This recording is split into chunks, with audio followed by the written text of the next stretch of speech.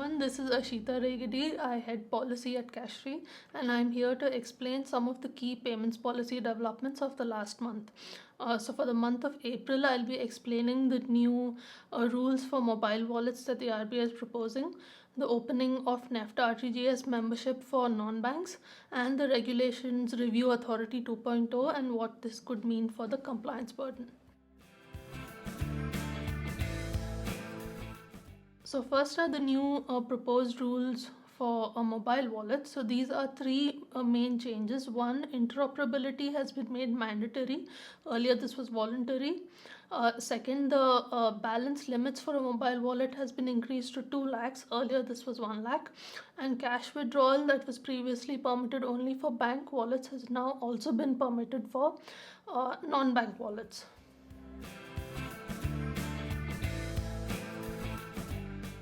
The most important change is interoperability. What this basically means is that now every mobile wallet will get a UPI handle, and every prepaid card will be card network affiliated. That is like your MasterCard, Visa, RuPay, etc. So what this means is, first of all, the same way that you could make any UPI payment using the funds in your bank account, now you can make any UPI payment using the funds in your wallet. So this can be any UPI handle to UPI handle payment. So you can have a wallet to wallet payment, bank account to wallet, wallet to bank account. So all these are now possible. The second effect is that anywhere where you see cards or UPI payment infrastructure, you can utilize this to make a payment from your wallet. What this means is, say you log on to an e-commerce website and you see the option to pay via UPI or to pay via cards, or similarly you see these options at a POS terminal at a merchant shop, or you see a QR code that you can scan. So now you can use these to make payments from your wallet. So basically, the scope of payments that you can make from your wallet increases tremendously. The advantage of an increase in balance limits is obvious, from 1 lakh to 2 lakhs. So, say you're a merchant collecting customer payments. So, earlier you could only collect up to a lakh, or any amount above a lakh at the end of the day would get swept into an FD. So, now this increases to 2 lakhs. So, you have more funds available in your wallet. You can accept a larger volume of customer payments. Say you're a customer using a wallet, say something like FASTag, you will not need to recharge it as frequently.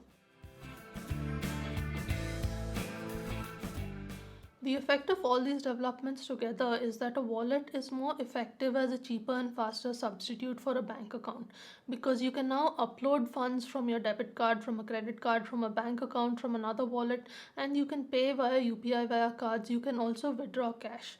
So there is a lot more that can be done, and together with the increased balance limits, the innovation that a mobile wallet company can do gets more support. For example, prepaid cards is a space where you see a lot of innovation today. Something like families who give their children a prepaid card for a purpose like education, or a company which issues a corporate expense card. So these become easier. So the next development is the proposed opening of NEFT and RTGS membership for non-banks. As of now, it is mainly banks that have membership for this, even though non-banks do use NEFT and RTGS for certain purposes, like say settlement. Now we don't know the exact rules yet because the RBI is yet to issue the official notification on this, but there are certain benefits that can accrue and which can eventually reach merchants and customers. So the first is lower costs, because bank imposed charges for providing the NEFT and RTGS service will not be there, and non-banks can handle this directly. The second is settlement and reconciliation processes might become more efficient, because non-banks will have direct visibility into what is happening, so problem solving becomes easier. Then the third is you might see more payments innovation with larger value transactions. So the reason for this is IMPS has a cap of 2 lakhs per transaction, whereas NEFT and RTGS don't have an upper limit. In fact, RTGS has a lower limit of 2 lakhs. So that's what makes NEFT and RTGS more popular for big ticket transactions.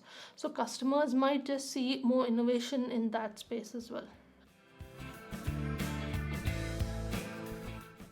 Now, the last development is the Regulations Review Authority 2.0, which the RBI has set up. So, what is this about? Now, anyone who deals with the RBI regulations in any way, say you are a business that needs to comply with them, say you are a lawyer who is working with them, now you will have a list of complaints, requirements that you feel are outdated, that are unnecessary, that are cumbersome, paper based formalities that you feel could become digital, or issues that you may have with the RBI website itself, the way information is shared on it.